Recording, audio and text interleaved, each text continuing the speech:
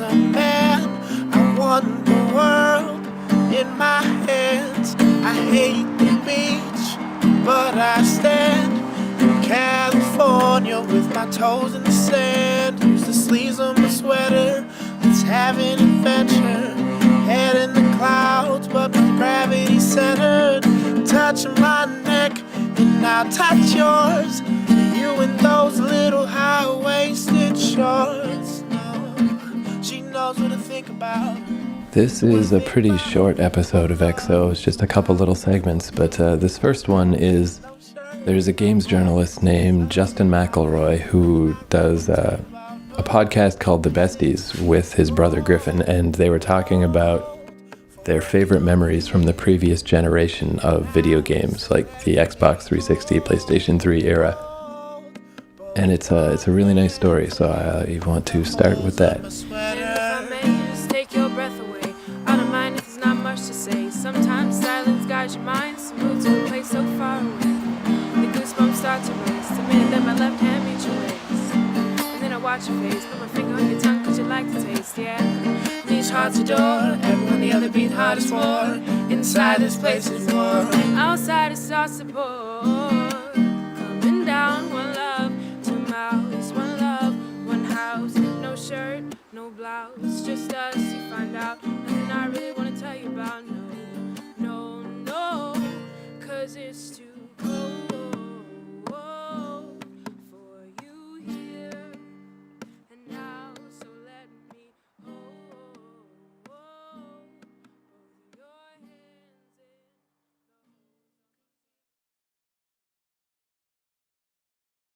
Weirdly, my best memory of this generation is actually pretty early.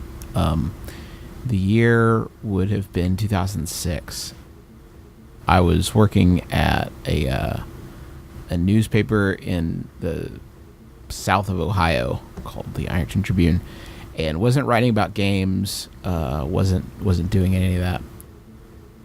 As it happened, sort of by happenstance, I didn't have a 360 yet, and on the year anniversary of the day our Griffin and my mom passed away. It was a year to the day. It was May 21st, 2006.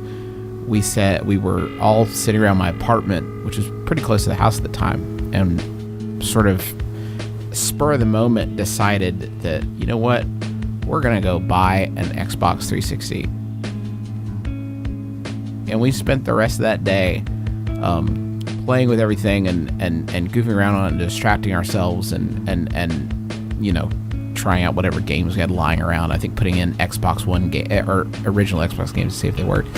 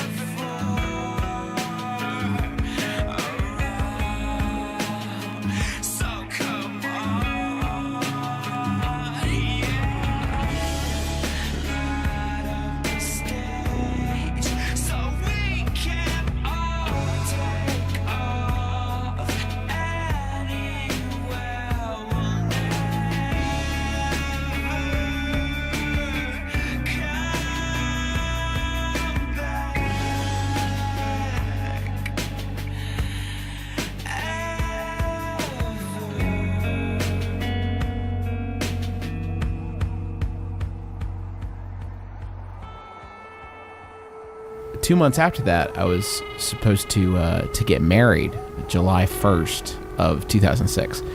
And my wife and I were going to move out of our respective places and move into, you know, a new house together. And the month before the wedding, our lease expired at our old place. So we decided that for that month we would live, you know, separately until we moved in together. So for a month between the month of June in 2006, which was right after I got the 360, I played an amount of Elder Scrolls Oblivion with my brothers there I think we were swapping controller and each having our own campaign. But that month, we had like turned our dining room into basically just a cave where us three and our dad like were taking turns playing through Oblivion, each of us with our own character, our own approach to it. But for a month, we basically just locked ourselves in this world, and it was still kind of a weird transitional period for us as a family, I guess. Still kind of figuring things out, and it was right before I was sort of, going to start this whole new thing. But for a month, we did nothing but play Oblivion, and I cite it pretty frequently as like my favorite game ever. And I think it's because of that. Like for a month, I was not only able to sort of lose myself in this huge, vast world that absolutely would not have been possible on the previous generation of consoles, but I was able to sort of bond with them more over this game, and each of us sort of watching each other and having our own individual experiences. And for me, when I'm thinking about video games now, it's really hard for anything else to stack up to that. And because of that, that experience, I think, was what galvanized me to want to write about games professionally. And less than a year after that, I was at Joystick.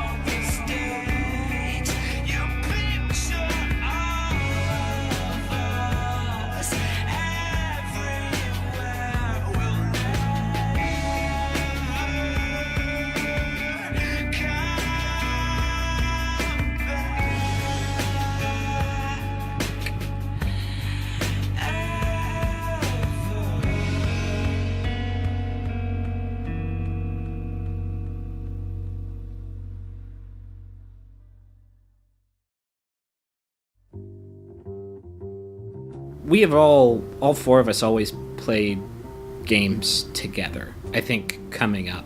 Maybe less now that we live in different places, but like, and sometimes to a negative degree. I remember still the screaming arguments that we had over EverQuest, because either one of the four of us wanted to play and on the one computer and the like 56K modem or shittier modem that we were running at that time, or our mom wanted to make a phone call or something like that, which was like, would kick us right off. That period, I feel like there wasn't really any of that, because that game and that series has always been so good about, it really was a different game for all four of us. So it could be this communal single-player experience where it's like, Travis would go through the game stealing every fucking thing that there was, and Dad would play as this huge Conan the Barbarian type motherfucker, and like, you were this foppish enchanter that could solve puzzles with magic. Like, I don't know, there really aren't that many game franchises like that I would like watch somebody else play. Dad was the worst, because our dad would systematically pick up everything in a room. Like, no matter how dumb or useless it was, like if it was a fork, he picked it up. A plate, he picked it up. He picked up everything in the room, and he would become incredibly encumbered and then insist on walking to the nearest shop to sell everything. And you would have to watch him like fucking lumber the miles to the nearest shop just so he could sell off and make whatever dumb copper that he was going to make from selling that person's vase. I think part of it was also the magic of like you said, like that there weren't that many games when it first launched that you were like, there's no way they could have done this on the original Xbox. but even Morrowind like didn't even fucking come close. Like, it was such a crazy marked improvement. I don't know, it's weird, not only how things have changed since I started writing about them, but just like, I don't know, I'm getting married in a month. Like, my gaming time is, and the way that I consume them is less fanatical, I think. Man, now I want to play Skyrim again. God damn it. God damn your happy memories.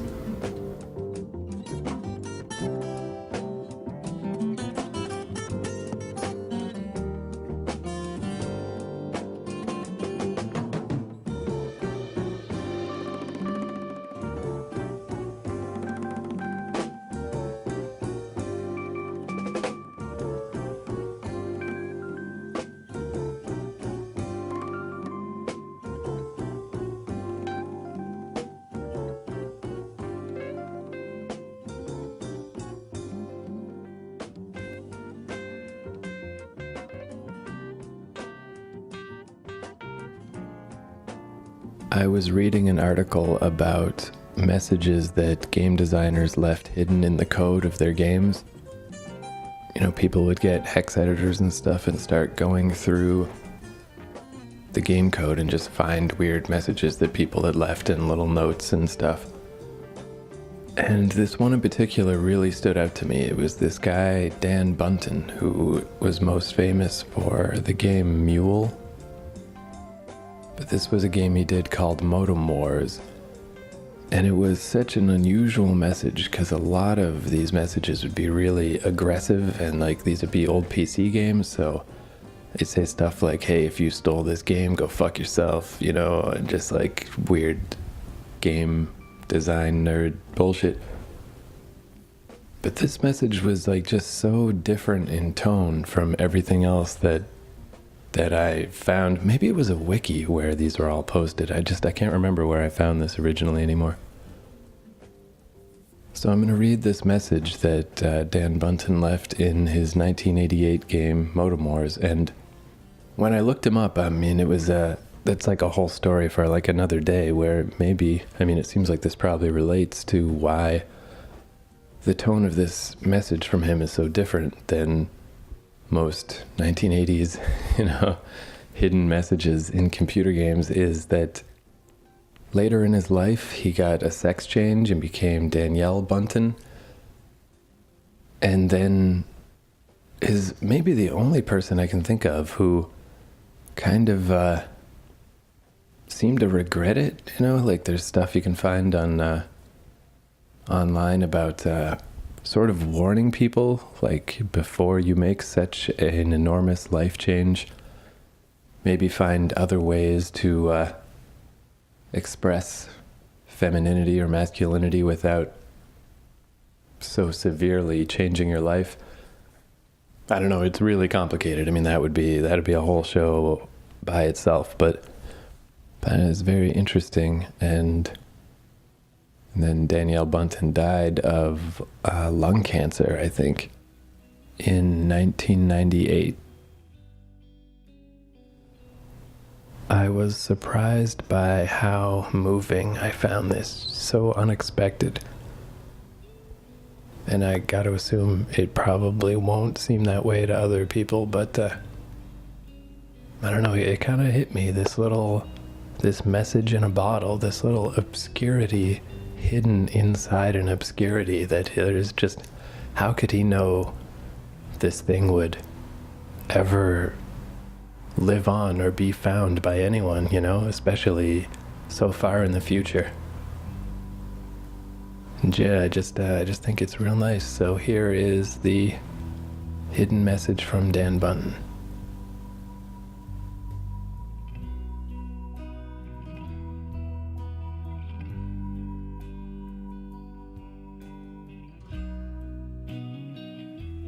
I could try to preach to you about how piracy is wrong and immoral. I doubt I could convince you. I've always been skeptical of people who defend their own interests through morality. Instead, let me tell you some practical things about piracy. I know there's a lot of junk on the market, and probably you think we're all getting rich at your expense. I'm sure there are some publishers and authors who are ripping you off. They don't care if you like their product, just that you buy it. But that's not true of me. I've always tried to do original, well-written products with integrity and would gladly refund your money if you are dissatisfied. However, since I only get $1 or $2 from each purchase, most of your money is in other people's hands. But if you want my part of your money back, just write me at the address below. As for getting rich, it just ain't true in my case. Going broke may be more like it. Of the products I've done in the past, Mule, 7 Cities of Gold, Heart of Africa, and Robot Rascals, only 7 Cities made any money and Heart of Africa just barely broke even. What this says to my publisher is the market doesn't want multiplayer strategy games, but I don't believe it. For instance, I hear from lots of people how much they played and loved Mule. Many more than 7 Cities, but the sales don't reflect it. 7 Cities sold 5 times as many copies. The fact that you are digging around on this disc and thinking about how to decode it is proof that the game is fun enough to try to steal it and give it to your friends. Well, if you do steal this game, Electronic Arts will never know that they are wrong. You've got to let them know you want more games like this by voting with your wallet. Also, in that way, you make it possible for me to financially succeed in this business. By the way, since I convinced EA not to copy protect this software, it's possible to make a sample copy for your friend and just help them identify the map over the phone before you both play each other. If I still haven't convinced you not to pirate this game, then do me the favor of sending me a letter to tell me you liked the game, even though you didn't feel like you ought to pay for it. You might send a copy to EA too. I really do care more about whether people like my stuff than whether I make money. We'll get by somehow. Dan Bunton, Little Rock, Arkansas.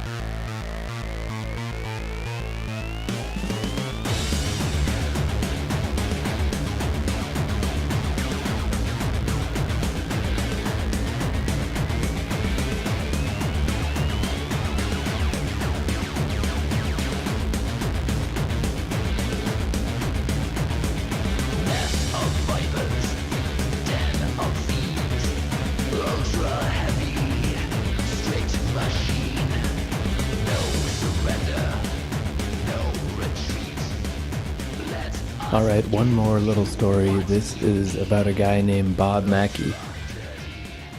So, I graduated from high school in 1997, and man, when I was in high school, I had long hair in a ponytail, I wore a trench coat, I listened to Marilyn Manson and KMFDM, and I hated school. But then I graduated and got it out of my system and moved on. But then 2 years later, Columbine happened, and I was like, holy fucking shit, man. Like, I fit that stereotypical profile of the trench coat mafia, like, to a fucking T. Like, I just imagine, I was just so glad that I got out of school before that happened, just so I didn't have to be, like, lumped into all that. But this guy, Bob Mackey, was not so lucky. Bob Mackey, the first video game podcast I ever listened to was called Retronauts, and Bob was a guest way back in the day, and then he worked his way into the video game industry, and now he's a regular member of the Retronauts podcast. And it's just so cool to see this guy work his way up the ladder in the video game journalism industry, and he's just like the super nicest guy, and just like, it's so cool that he's on this podcast that I've loved forever. And he told this story on Retronauts Volume 3, Episode 5, about the history of violence in video games, about his experiences in school after the Columbine shooting, and it's crazy. It's fucking... He doesn't go into like a lot of detail, but I'm sure you can imagine like just what an incredible nightmare this must have been. This was like everything when I would think like, God, I'm glad I wasn't in school. Like, the worst case scenario of being witch hunted happened to poor old Bob. So here's the story. You wretched masses and the shit you believe. Always looking for the next big thing. Keep away from the fire unless you want to ignite. Rise out of darkness into the light.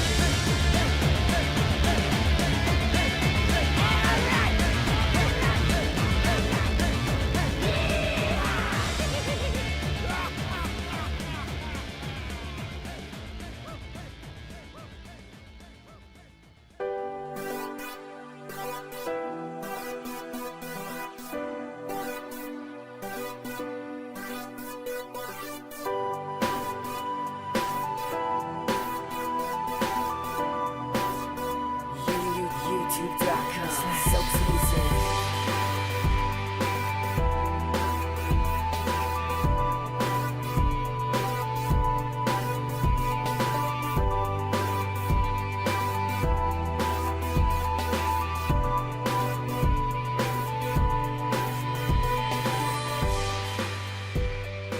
So everything's cool, right? The ESRB's in place. We have ratings. There's peace in the world until something called the Columbine shooting happens in 1999. One of a lot of school shootings that happened in this era, and they're still happening today. But I think it was the first. I don't want to say the first major one, but maybe one that resonated more with people, just because of the sheer body count and the way it was very easy to scapegoat the media these kids were listening to. Right.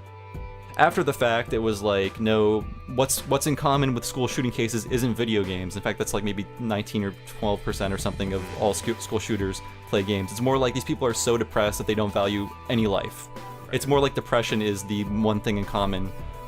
It's not Marilyn Manson, it's not Doom, it's depression and something that can be treated. Yeah. So because of this, I think gamers sort of were viewed as dangerous for a while. Gamers were sort of being viewed, or at least kids that were different, were being viewed as possible murderers. And this is a true story. I was one of those kids. I was profiled at my high school, which is a garbage high school. I'll give you the name later. Don't go there. Basically, I was as close to a goth as the school could get, even though I listened to video game music and Weezer. And never had goth things. I was just kind of a weird kid, whatever. One day I brought a camcorder to school because I had a pen pal and I wanted to make a video about, goofy stuff because I was a goofy teenager. By the end of the day, apparently I was filming escape routes and I had written kill lists, and I was not allowed back in school for a few weeks until everything was sorted out. Serious? Yes, I'm serious. I think this is the first time I've told this story on like in a public setting, but yeah, there were like assemblies about me and stuff, and and basically the school was like, we want the videotape, you have to give us a videotape, as if there was incriminating stuff on it. But it was really me just like, this is a Coke machine, this is where Coke comes from, like goofy things like that. So I was probably one of many kids that were wrapped up in scapegoating, and I think schools are a lot more intelligent about that now. Just like, no, this is bullying. We need to find these kids that are at risk or in trouble and help them out. But this is more like, no, you're going to kill us all. And I think some schools are better at that. I don't think most schools. Well, this is a Catholic school. This was Cardinal Mooney High School in Youngstown, Ohio. Never go there. Don't visit, and steal from them if you can.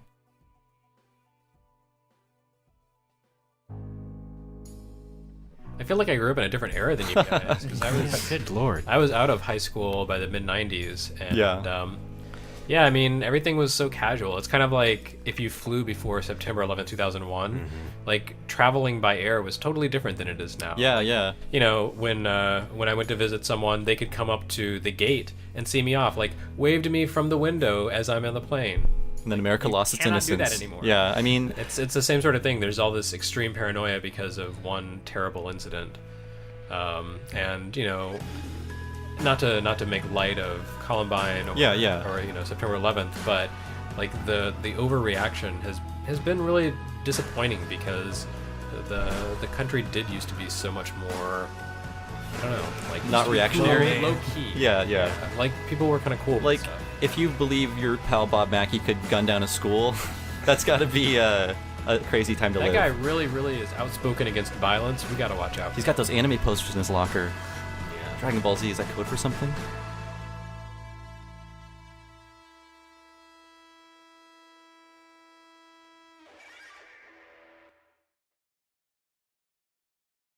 But yeah, man, you know, if I would have sued that school, I would have been fine right now. But I would be rolling in dough. What's the statute of limitations? There may be time. I should. You know, Catholics, they pay out these days. Yeah. They just smell a lawsuit. They're like, money, just give them. Oh, just no. Look, we didn't do anything.